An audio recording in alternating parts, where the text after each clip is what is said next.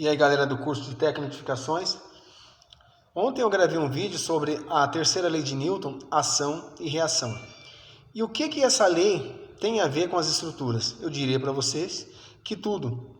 Então, se eu falo para vocês que toda ação, certo, ela tem que ter uma reação, então, se eu tenho uma ação de baixo para cima, de cima para baixo, eu vou ter que ter uma reação de baixo para cima, certo? Na mesma direção, certo? De sentidos diferentes, porque eu estou de cima para baixo e estou de baixo para cima, mas de mesma intensidade. Por exemplo, se eu estou oferecendo uma ação de 5 toneladas, eu vou ter que ter uma reação, o solo vai ter que ter uma reação de 5 toneladas de baixo para cima. A única coisa que vai mudar é a chegada dessas cargas nesses pilares. Por quê? Vocês reparem que aqui eu tenho uma distância de 2 metros e aqui eu tenho uma distância de 3. Então, quando a gente pega uma situação dessa, a gente não deve sair às cegas tentando resolver. A gente pega, analisa o comportamento desse pórtico. Então, o que está acontecendo? Se eu tenho uma carga de 5 toneladas descarregando a um pilar que está a uma distância que está 2 metros de um pilar e outro que está a 3 metros, por lógica, o pilar que está mais próximo à carga é o que vai receber mais carga, correto? E o pilar que está mais longe é o que vai receber a menor carga. Correto? Então, entendido isso, a gente pode fazer esse exercício pelo somatório, pelas equações da estática, somatório de forças em x e em y e os momentos. Só que esse exercício, ele é simples, quem quiser resolver mais rápido, então o que a gente pode fazer? Deixa eu levantar aqui um pouquinho. A gente tem um P1, o P2 e uma distância de 5 metros e uma carga de 5 toneladas.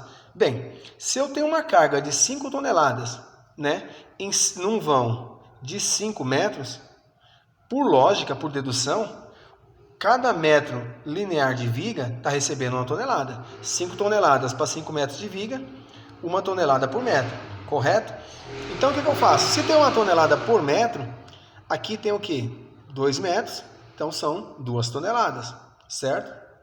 Aqui tem 3 metros, 3 toneladas. Então, a gente olhando para isso aqui, como a gente já olhou antes, a gente já entendeu que o P1, o primeiro pilar, é o que tem que ser mais carregado, não faz sentido 2 toneladas e 3 toneladas, certo? Então, eu só inverto, passo as 3 toneladas para cá e as 2 toneladas para cá, certo? Esse é o resultado. Então, o P1 ele vai receber uma carga de 3 toneladas, então o solo vai ter que ter uma reação de 3 toneladas nesse sentido, certo?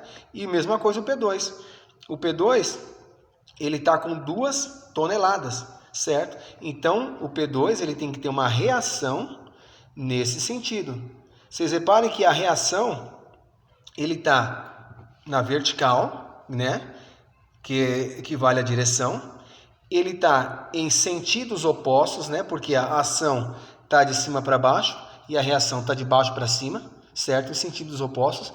Mas se vocês reparem que a intensidade é a mesma, certo? Aqui a intensidade foi diferente, 3 e aqui 2, porque está sendo proporcional à distância entre os pilares.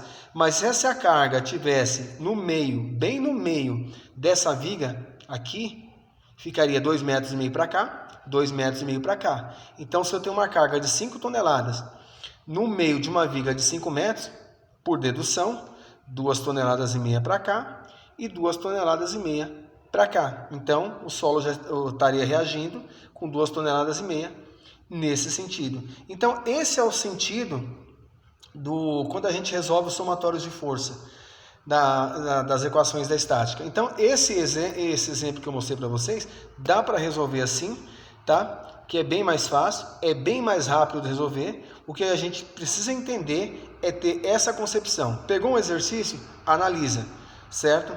Não sai resolvendo às cegas, que pode ficar muito mais difícil. E outra, se você, por acaso, achar um resultado que aqui for 2 toneladas, um exemplo, e aqui for 3, você logo por dedução, você já vai saber que você errou em alguma coisa. Beleza?